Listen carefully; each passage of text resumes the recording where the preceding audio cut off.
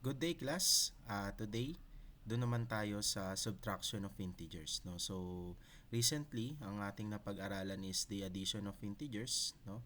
So, this time we have the subtraction of integers. Now class, meron tayong rules dito sa subtraction of integers. So, ito ay sakop niya na yung subtracting integers with same sign and different sign, no? First rule, we need to keep the sign of the minuend. So that's the first term doon sa ating subtraction equation, no? Second is change the operation to addition. So from subtraction, gagawin natin siyang addition. But we are not literally adding, no? Baka sisipin nyo, lahat ba yun sir ay i-add natin? Hindi po. So depende po yun, no? So, the third rule is change the sign of the subtrahend. So, ito po yung second term doon sa ating subtraction equation, no? So, kailangan natin palitan yung sign nun, no? Kung siya ay naka-positive, gagawin nating negative. Kung naka-negative naman, gagawin nating positive. And after nating magawa yung mga change na yan, no? We will proceed to the fourth rule, which is proceed to the rules of addition. So, ano ba yung rules of addition of integers? So, di ba? If we have same sign, just add and copy the sign of the number para sa ating final answer.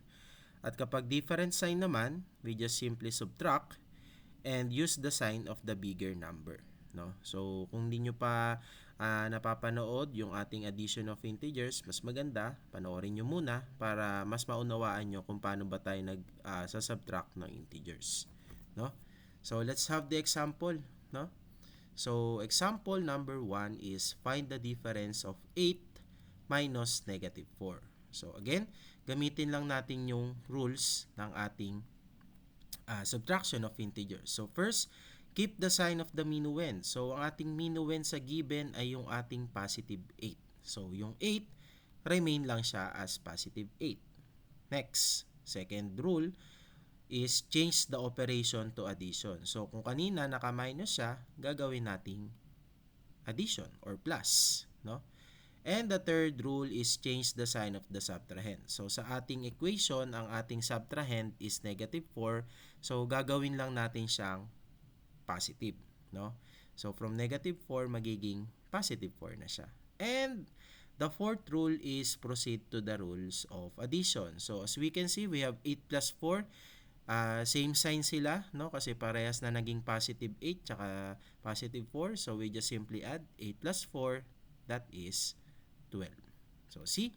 8 minus negative 4 is equal to 12. So, ganun po yung example number 1 natin. So, next example is subtract negative 7 minus 6. Again, ang ating first rule is keep the sign of the minuend. So, ang ating minuend is negative 7, kaya retain lang siya as negative 7. Next, number 2, change the operation to addition. So, from minus, gagawin nating plus. Okay? And the third rule is change the sign of the subtrahend. So, since ang ating subtrahend ay positive 6, gagawin natin siyang negative 6. So, ayan, napalitan na natin. Now, kung titignan natin, nagkaroon na tayo ng same sign na integer, no? So, pareha silang negative. Doon na natin gagamitin yung fourth rule. So, proceed to the rules of addition. So, we have negative 7 plus negative 6 is equivalent to negative 13. So, see? We just simply add 7 and 6. So, that is 13. And gamitin natin yung sign nila. Dahil parehas naman silang negative, kaya yung sign ng 13 is magiging negative. So, ganun po yung sa example number 2 natin, no? So, di ba? Ang dali lang niya. Madali lang siyang i-follow. Basta tanda mo yung 4 na rules, no? So, example number 3, we have 3 minus 9, no? So, again, first rule, keep the sign of the minuend. So, ang ating minuend ay positive 3, kaya retained lang siya as 3. Okay? Second is change the operation to addition. So, from minus, gagawin nating plus. Okay? And the third rule is change the sign of the subtrahend. So, ang ating subtrahend ay positive 9, gagawin natin siyang negative 9. And the fourth rule is proceed to the rules of addition. So as we can see, we have unlike sign or different sign. So gawin natin yung pagkuha muna ng absolute value nila, then isasubtract natin. So unahin natin kuhanin ang absolute value ni negative 9. No? So ang absolute value ni negative 9 is positive 9. No? Subtract natin yung absolute value nila. Minus. So yung positive 3, ano bang absolute value ni positive 3? Okay, so that is 3.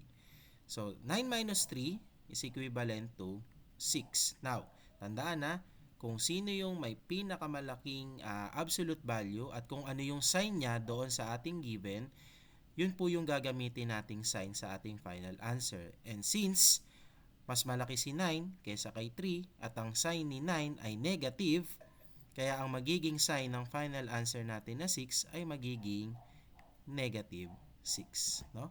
So therefore, 3 minus 9 is equivalent to negative 6. No?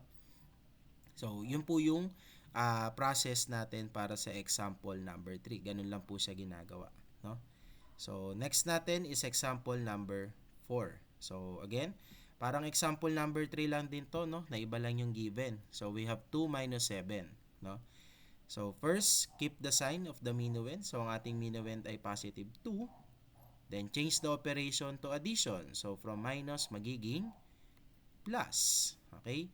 And change the sign of the subtrahend. So ang ating subtrahend is positive 7 at gagawin natin tong negative 7. And the fourth rule is proceed to the rules of addition. So tandaan, since sila ay different sign, we need to subtract their absolute value. So unahin natin si negative 7 kunan ng absolute value. So ano bang absolute value ni negative 7? Okay. So ang absolute value niya is positive 7. Then minus the absolute value of positive 2. So anong absolute value ni positive 2?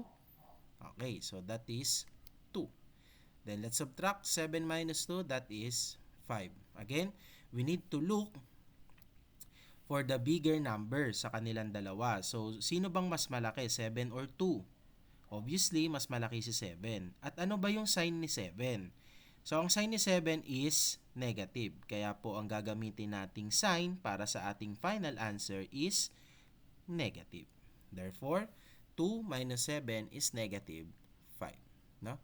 So, ganun lang po mag-subtract ng integers. So, let's have another and the last example. For the subtraction of integers, we have negative 14 minus negative 15. So, again, follow the rules lang. So, first rule, keep the sign of the minuend. So, ano bang sign ng minuend natin? Okay, negative 14. So, retain lang siya as negative 14. Next, second rule is change the operation to addition. So, from minus, magiging plus. Okay. Next, third rule is change the sign of the subtrahend. So, ano ba yung subtrahend natin? That is negative 15. Gagawin natin siyang positive 15. And the fourth rule is proceed to the rules of addition. So, as you can see, they have different signs. So, gagamitan lang natin sila ng absolute value and isa-subtract lang natin. So, unahin natin si 15. So, ano ang absolute value ni 15? Okay? So, that is 15. Minus, ano ang absolute value ni negative 14? So, that is positive 14. And 15 minus 14, that is 1. So, usapang sign tayo ulit ng final answer natin. Okay? Again, use the sign of the bigger number. So, sino bang mas malaki? 15 o 14? So, obviously, mas malaki si 15. At ano ang sign ni 15? Okay, so positive, no? So, doon sa ating absolute value, positive po ang sign ni 15, no? Nung nag-proceed na tayo sa rules of addition. Kaya po, ang magiging sign ng ating sagot na 1 is positive 1. So, yun class, ganun lang po kadali mag-subtract ng integers, no? So, tandaan lang follow lang natin yung rules at kailangan nating sundin lalo yung fourth rule, yung po yung pinakamahalaga is yung rules of addition, no? So, ganun lang class. Ito, pag natutunan nyo tong practical way of subtracting of integers, madali na lang sa inyong mag-compute ng integers, no? Especially kapag addition or subtraction. So, kung tutuusin class, halos same lang sila ng rules, no? Dito, mas pinapadali lang natin o mas pinapaliwanag natin ng maayos para mas maunawaan nyo, no? So, I hope you learn a lot dito sa ating lesson, no? So, again, see you sa ating mga next tutorial. So, bye!